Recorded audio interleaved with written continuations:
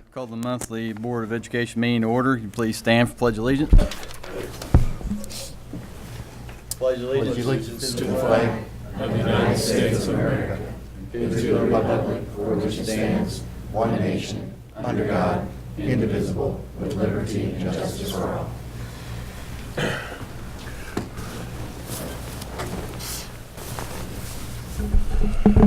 Do I have a motion to adopt the agenda? So moved. Mr. Riley makes a motion. I have a second. Ms. Kreider seconds. All in favor, show of hands. 6-0. Citizens' statements. Thank you, Mr. President. We had no one request participation this evening. Written communications. We had no written communication either. Military update. Yes, good evening. At Fort Leonard Wood for this summer, we'll be hiring 53 young folks, students. Minimum age is 16. Lifeguards, recreational aides to work at our Recplex facility.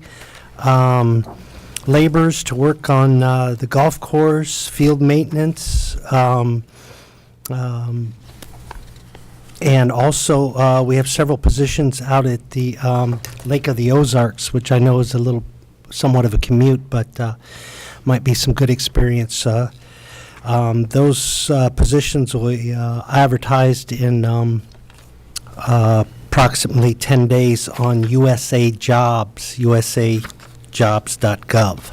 So we welcome folks, students to apply for those positions. Be a great experience for them and a way to generate some summer income. If you have any questions, I'll be available after the meeting. Thank you. I'd take the lake job. I'm sure Mike would work the golf course, and these two could go to the swimming pool and lifeguard. there you. What an attractive offer. District announcements, Dr. Henry. Thank you, Mr. President. We had planned to recognize the Career Center tonight, but due to weather, it seems like we have one meeting a year that turns out like this, so we have to move everybody back. It's usually January or February. This year it's February. So we'll recognize them along with Wood and Williams in the month of March. If you have any college students coming home for the summer, seems like we're all really interested in summer tonight for some reason, but if you have any college kids coming home, you may want to have them apply to become a Vista Summer Associate. VSAs may tutor students or provide clerical or technical support in a nonprofit. VSAs receive a living allowance, an education award, or a cash stipend. For more information, call 573-842-2250. Our JROTC, I can't get it out tonight. JROTC drill team took first place out of 11 schools in the annual Joplin Invitational Drill Classic in Joplin, Missouri on February 9th. Ben Pullman finished fourth out of more than 100 cadets in the individual drill down. The WHS Theater Department and Thespian Troupe 1669 will host a dinner theater at 7 p.m. this Friday, February 22nd at the Waynesville High School Auditorium. They will perform the one-act comedy Personals and Proposals. The cost for dinner and the show is $7 per person. Tickets will be sold at the door. No reservations required. This show is rated PG and no passes are accepted for this event. The district will host bullying prevention sessions for families from 5 to 6 p.m. on March 5th at Freedom Elementary and March 26th at Waynesville High School. Spring break will be March 11th through 15th. Graduation remains Friday, May 17th. However, because of our inclement weather days, our last day of school as of today will be Friday, May 24th. Over the weekend, Justice Seeley placed second, and her twin sister Jasmine Seeley placed third in the first ever Misha Girls Wrestling Championships. Gavin Sachs placed third. Michael Cassidy placed fourth in the Misha Boys State Wrestling Championships. And both the WHS girls and boys basketball teams will go up against Lebanon teams in the first round of our districts at Camdenton. The girls will play at 7 p.m. on Monday, February the 25th, and our WHS boys will play at 7 p.m. on Tuesday, February 26th. Thank you both. Consent Consent items, financials, Dr. Berger. Thank you, Mr. President. Our financials for February 10th, 2019, in the MOSIP account, $46,295,428.51. We have $10.5 million in CDs with Bank of Crocker. The general account, $4,778,216.80. And the payroll account, $110.43. Total funds, $61,573,755.74. Thank you. I have a motion to approve the consent agenda items A through H. I wanted to ask a question, just to make sure that my board docs is right. There was no MOUs, no contracts. No, it was a light month for all those. It was basically the minutes and the financials. Yeah. I have a motion. I'll make that Mr. motion. Keenan makes a motion. A second. Mr. Deering makes a second. All show of hands. Favor? All right. Discussion items, proposed 2019-2020 certificated and classified personnel handbooks. First reading, Mrs. Bells. Thank you, Mr. President. The proposed 2019-20 certified and classified handbooks are presented to the board as a first reading for review. Any comments or questions? All right. Board policy update, Dr. Atkins, Mr. Whalen. Thank you, Mr. President. Attached for the board's review and consideration are policies JGR1, JGR2, and JGR3. They are the student discipline policies for each grade range. These changes were proposed as part of the handbook revision process. Any comments or suggestions will be accepted between now and the regular March meeting, at which time they will be resubmitted for board action and adoption. Any comments or questions? CSIP update, Dr. Henry.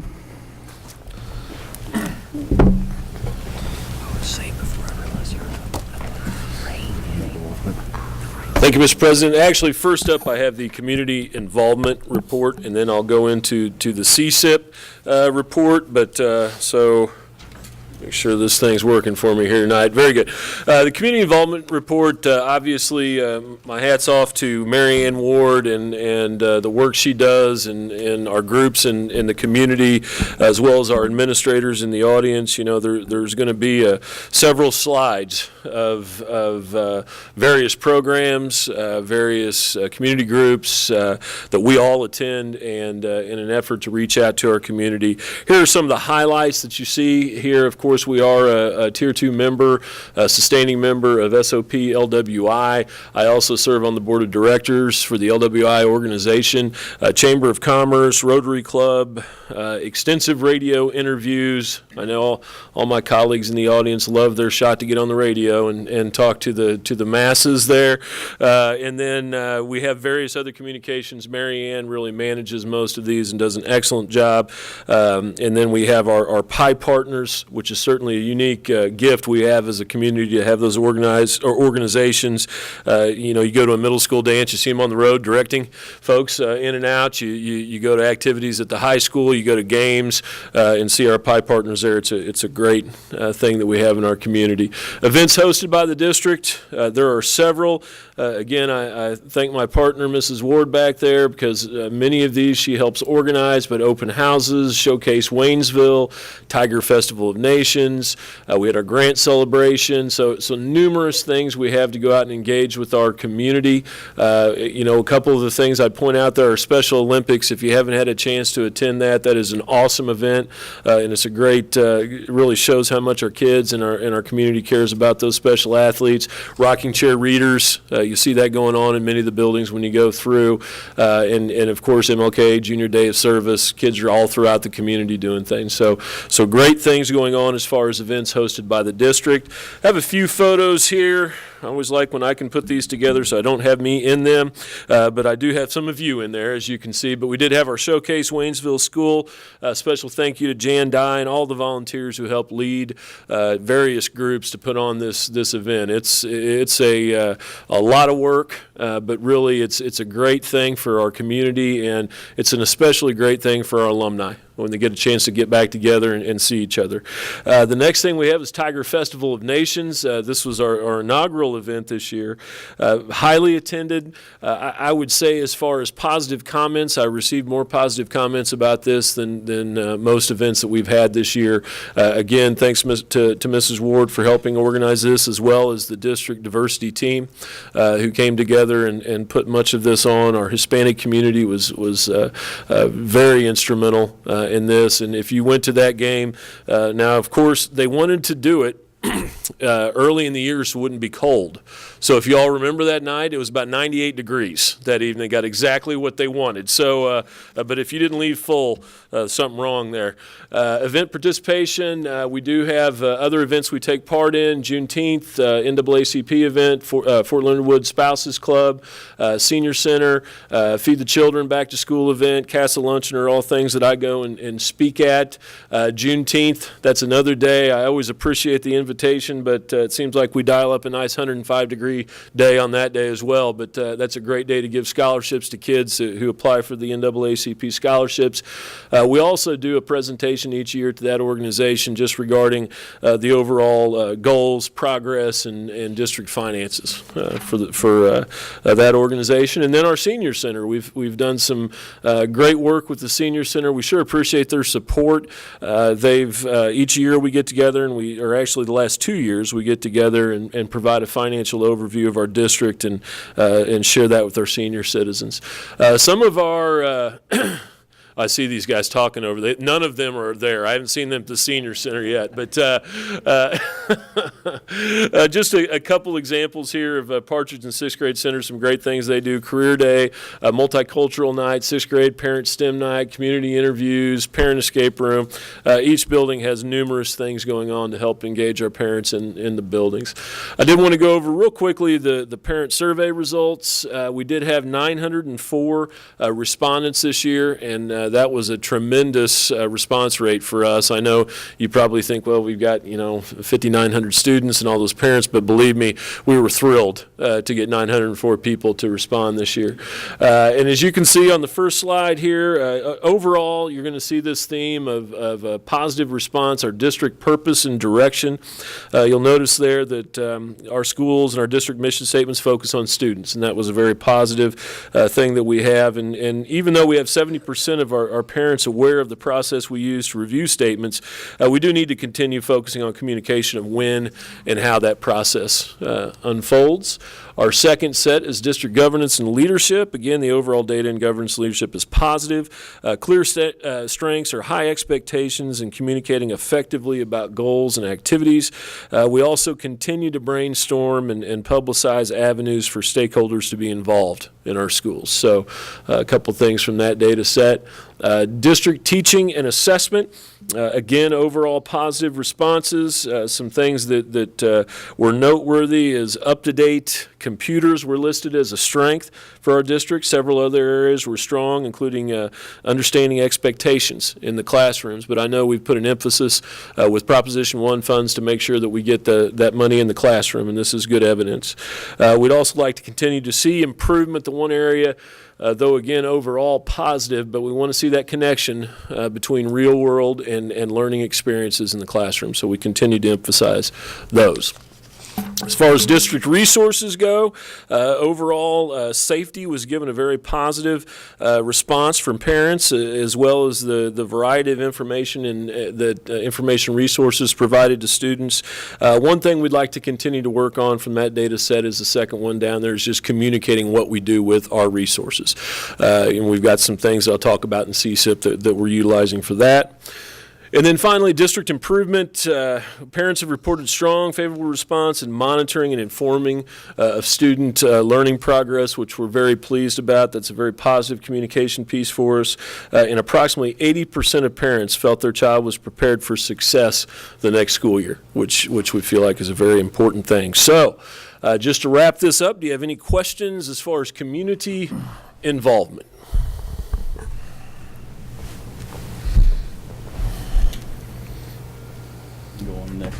You want me to go on the next one? Okay. Thank you, Mr. President. We'll go to CSIP now. Okay.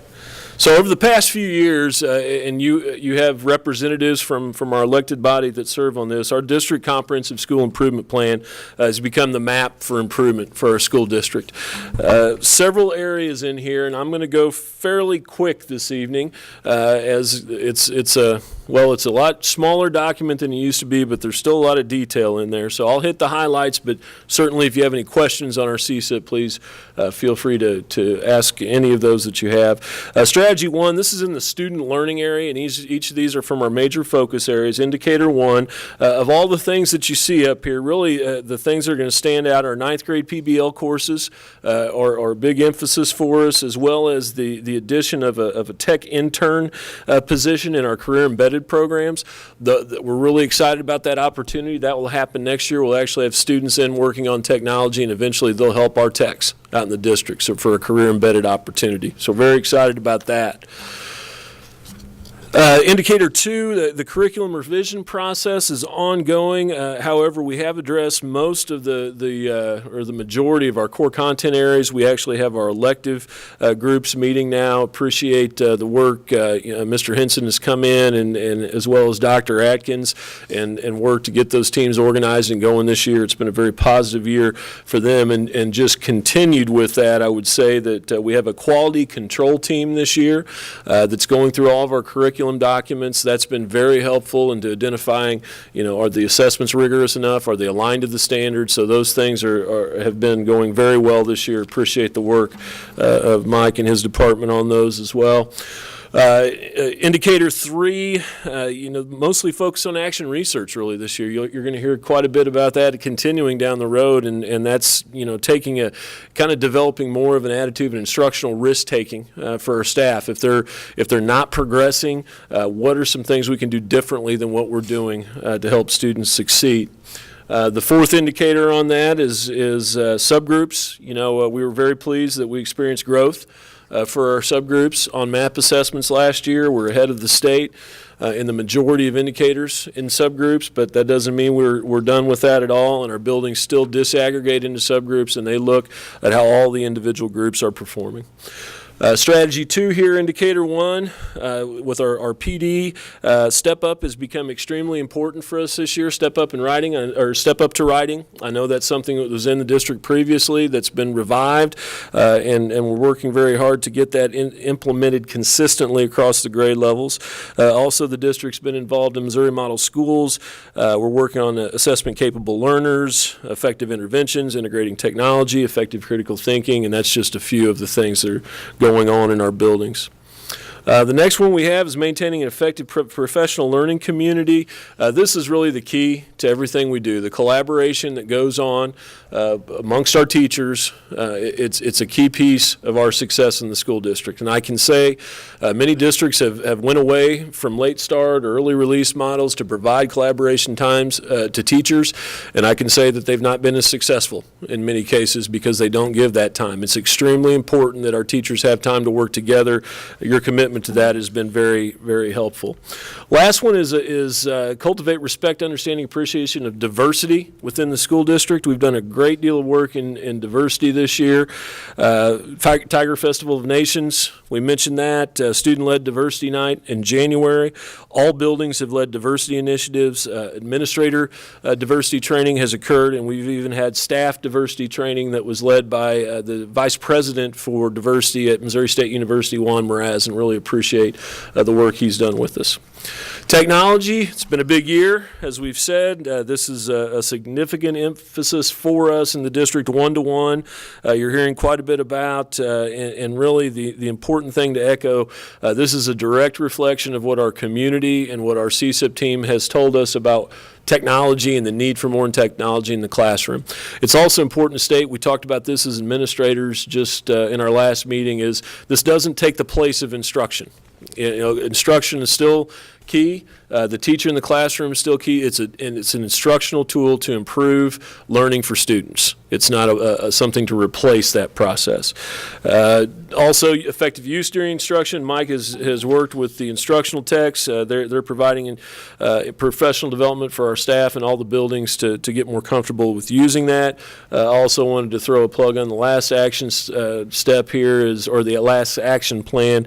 Student tech advisory teams have been something that he's mentioned is extremely important, where students have come in and given input on that. Now, I want you to guess on who is the person that put together this next slide. Who will answer? Any board member going to answer that? Come on, I'm giving my wait time here. Marianne, very good. Okay. Marianne thinks in images, as we see here. But she's done a lot of work this year. Tiger Festival of Nations, Showcase Waynesville from last spring and preparing for this spring. Significant expansion of Remind, and I credit our administrators for this as well. Getting those words out to the parents are extremely important. So we've had a good year as far as engaging stakeholders. Systemic improvement, as you can see here, building review and steering team training process is ongoing. That's really the highlight from this action plan. Parent advisory groups are the highlight from this portion of the action plan. All of our buildings have those in place now, where they're bringing parents in and discussing progress. In the governance area, one of the things the board mentioned that they wanted to see more of, or what you all wanted to see more of, is recognizing personnel. And thanks to the work of Mrs. Bales and her department, we have significantly increased the number of classified employees who are recognized throughout the district. Human resources, several things going on in human resources.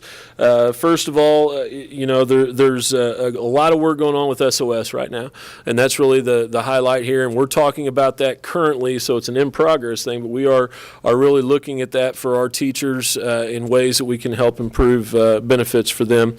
Also, we had all of the work done as far as new standards and indicators. It's been ongoing this year, and it's now met. If you can see the district retention practices, this continues to be in progress. However, that will wrap up this spring, and working on ways to continue to keep employees in our district.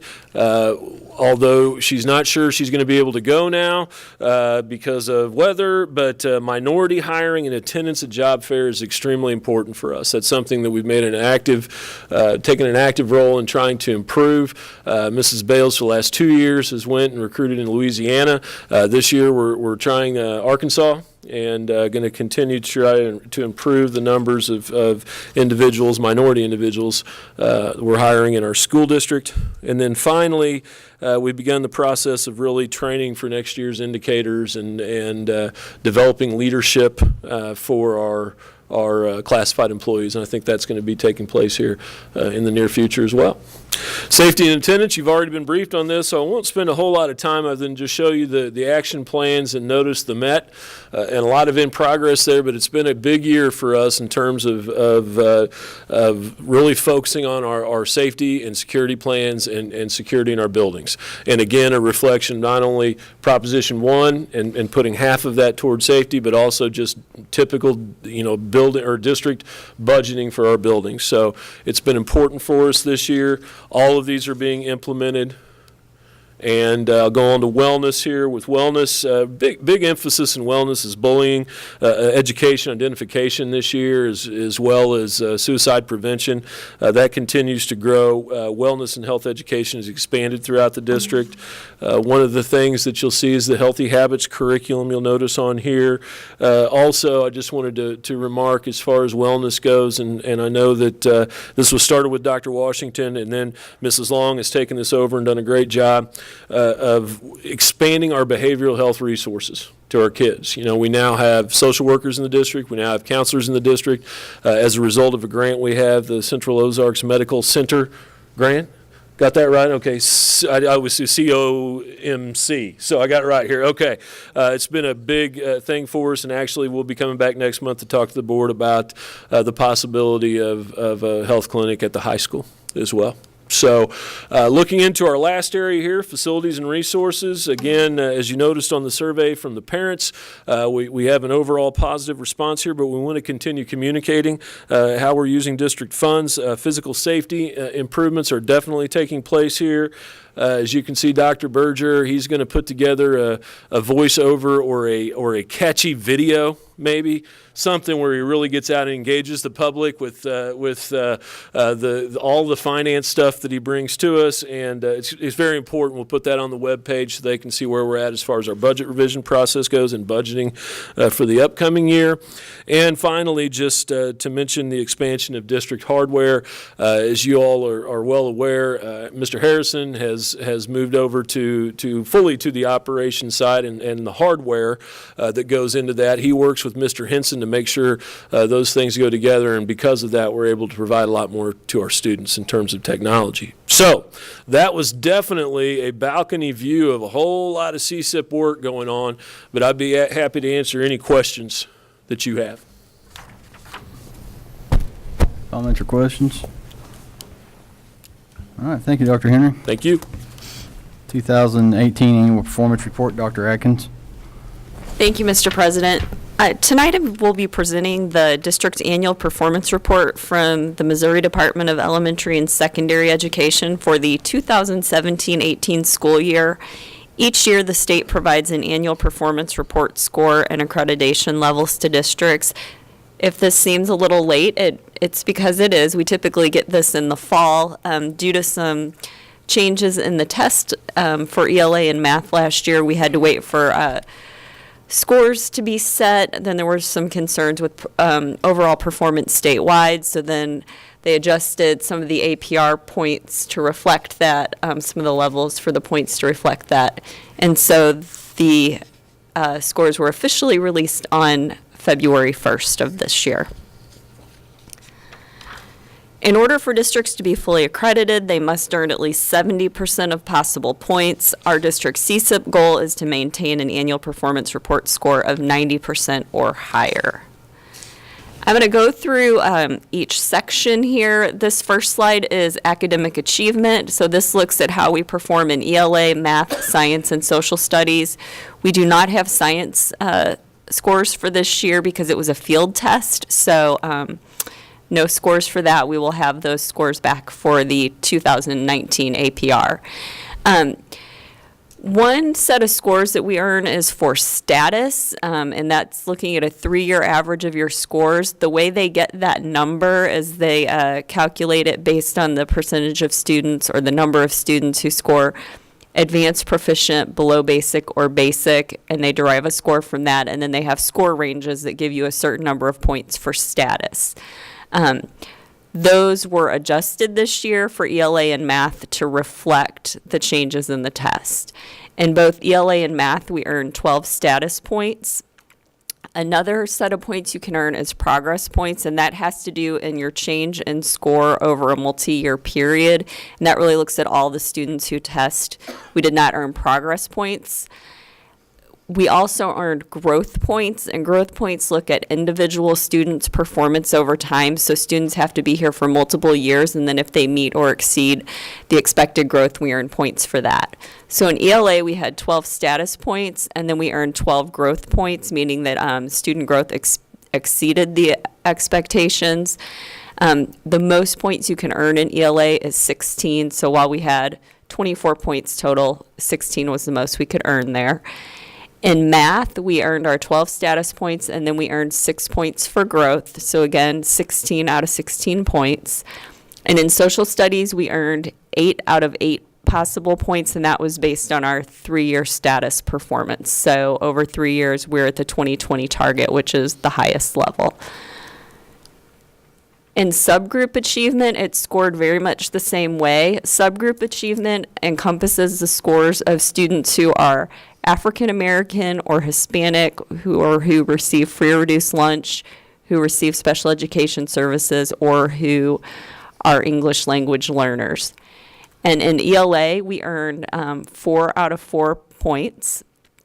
We earned 3 for status, and we earned 3 growth points for ELA. In math, we had 3 status points and 2 growth points, and we earned the full 4 out of 4 possible. And then in social studies, 2 is the most points that you could earn, and we earned 1.5 points in that area. So in subgroup achievement, we earned 9.5 out of 10 points.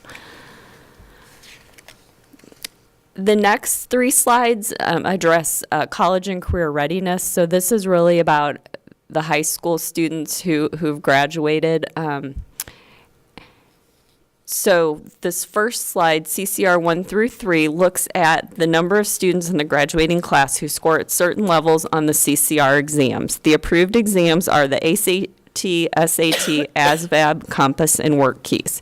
Each student who takes a CCR exam earns either 0.25 of a point, 0.75 of a point, 1 point, or 1.25 points, and the amount awarded is dependent on the student's score.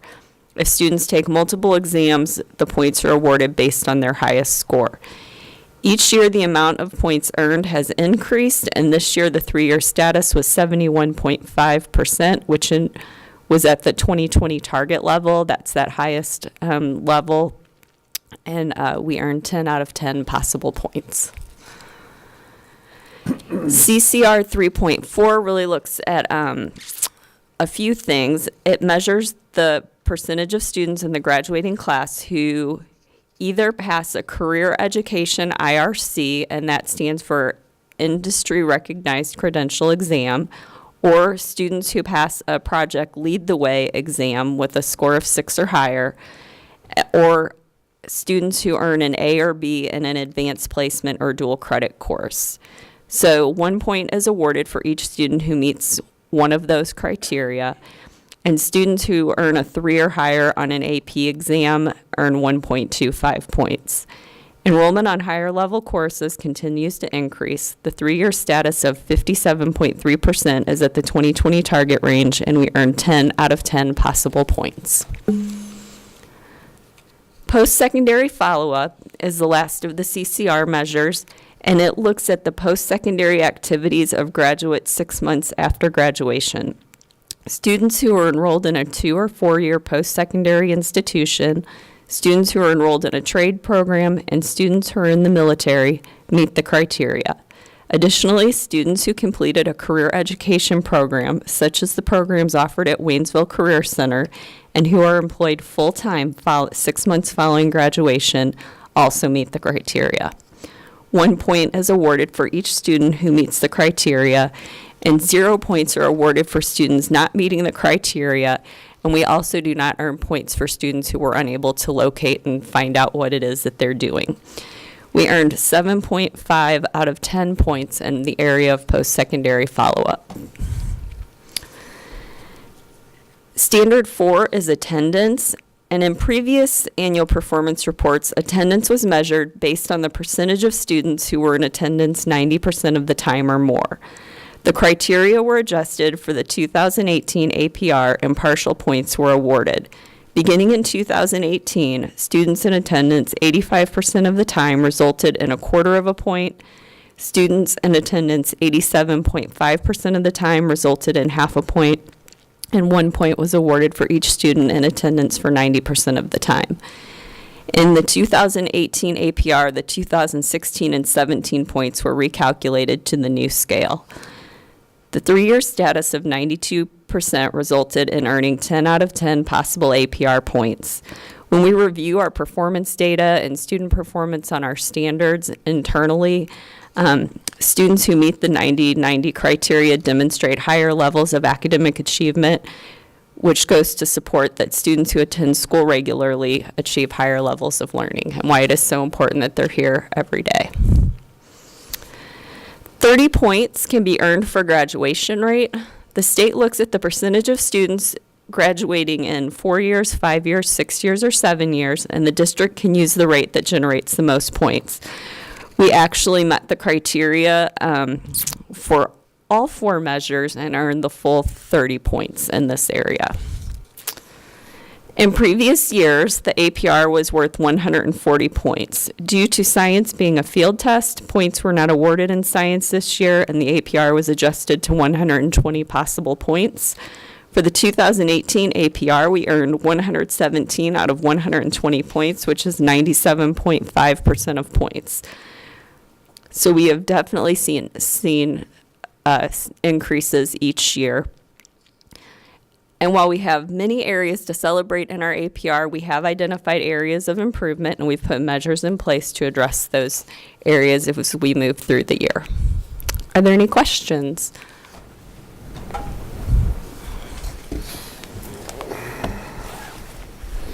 Any other comments or questions? Thank you, Dr. Atkins. Proposed new and revised job descriptions, first reading, Mrs. Bells. Thank you, Mr. President. The following proposed new job description, transportation driver trainer / driver / dispatcher, and revised job descriptions, transportation head mechanic and bus mechanic, are presented for the board's review as a first reading. Thank you. Any comments or questions on that? MSBA policy and procedure update, Dr. Henry. Thank you, Mr. President. We had several policies, procedures for review this month. This is a first reading, so as always, if you have any questions, please feel free to give us a call, and we'll attempt to address those for you. Also, just as a note, policy GBEBC will be moved to a separate item. We'll bring that back, as well as the procedures and forms. We'll bring that back in March for you and put that in first reading for March. Okay, thank you. Student handbooks, Dr. Atkins, Mr. Whalen. Thank you, Mr. President. Student handbooks for the 2019-2020 school year are presented for a first reading. Any comments or suggestions will be accepted between now and the regular March meeting, at which time they will be resubmitted for board action and adoption. Oh. Thank you. Any other comments or questions on that? All right, action items. Proposed job description, second reading, Mrs. Bells. Thank you, Mr. President. The administration requests approval of the below job description, 3.0.9, DODEA Project Edge Director. Questions or comments? Do I have a motion? I'll make that motion. Mr. Keenan makes a motion. Do I have a second? I'll second. All in favor, show of hands. All right, motion passes.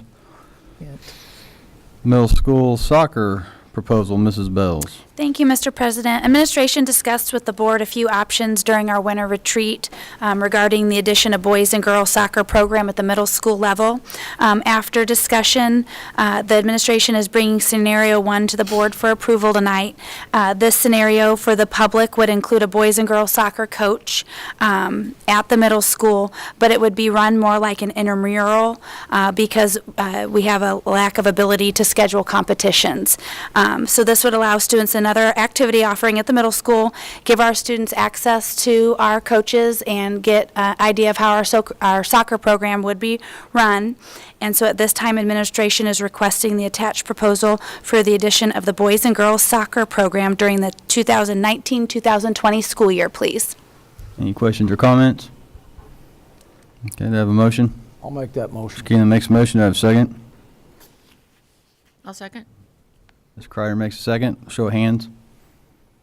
Motion carries. District surplus, Dr. Berger. Yes, thank you, Mr. President. Another surplus list. Motion to declare excess equipment, books, uniforms as surplus property. I would mention on the attachment, you'll notice that we're have 100 lockers. They're going out for surplus. We're going to not put those on gov deals like we normally would. We're going to allow for the community to contact Miss Allen in the business office. Community members will be able to pick up one section. I think it's four lockers per section, and they can pick them up multiple days, but that should give everybody enough time to that wants a set of lockers to get some in the community. So if anybody wants lockers, give Miss Allen a call. Got one noted right now, section of 4. So Still down there. I don't know if we can get you your locker, but we can get you a set of lockers. That's But coming from the middle school, is that right? that's right. Out of the middle school. Is The that what high you- school, It was the old the high high school. school. Oh, the old high school and in the current middle school. Okay. Yeah, so whatever's left will be demoed, but we'll give plenty of time for everybody to get their hands on a set if they want them. So email or call Miss Allen in the business office. All right. Any more questions or comments on that? Do I have a motion? I'll make that motion. Motion, Dr. Fulmer seconds. All in favor, show of hands. Motion carries. Safety facility, Dr. Berger. Really excited about this. In summer retreat, the board looked at a long list of facility improvements in the realm of safety. That list has been whittled down with the efforts of Mr. Whalen using current existing budget. However, the balance of those items at about $400,000 still exist. This one-time spending and change to the current year budget will capture those, as well as finishing the marquee signage project for the rest of the district. So find my motion here. Motion to approve one-time spending in the amount of $655,000 for facility safety enhancements and marquee signage for all district schools. Any questions or comments? I would just make the comment that this expenditure is in addition to the Prop 1 funds that were approved by the community, that we approved because we talked about the need for safety in the district, and this is just an expansion of that, using the district's funds to enhance safety in our school district for our students. That is absolutely correct. Any other questions or comments? Do I have a motion? Motion. Mr. O'Reilly makes a motion. Do I have a second? Dr. Fulmer makes a second. All in favor, show of hands. Motion carries. Thank you. MSBA Executive Committee Chair endorsement, Dr. Henry. Thank you, Mr. President. The board is being asked to endorse Dr. Leroy Fulmer for the position of Regional Executive Committee Chair. The responsibilities consist of coordinating the initiatives and communicates in order to achieve effective networking in the region, working collaboratively with the region's board of director, members, staff liaison, field representative to support and promote the purpose of goals of MSBA, and mobilize local school board members in the region to be enthusiastic advocates for public education, presiding over REC, RAC spring regional meetings with the MSBA Board of Directors, serving as an alternate when necessary, appointing the regional representative for the MSBA Advocacy, Leadership Development, and Member Resources Committee, and finally serving as an alternative for the MSBA Board of Directors representative at MSBA Board of Directors meeting when necessary. All sorts of fun responsibilities to go along with that highly compensated position, right? Yeah. Any comments or questions? Do I have a motion? Not all at once. Mr. Deering makes a motion. Do I have a second? I second it. All in favor, show of hands. I abstain. One abstain. Motion carries. Closed session, closed record, closed vote is allowed by RSMO 610.021, Section 3, hiring, firing, disciplining, and promoting employees, Section 6, scholastic probation, expulsion, or graduation of identifiable individuals, and Section 13, individual personnel records, performance ratings. Motion to enter into closed session. I have a motion. I'll make that Mr. motion. Keenan makes a motion. I have a second. Second. Riley makes a second. Roll call vote, please. Yes. Yes. Yes. Yes. Yes. Yes, we are in closed session.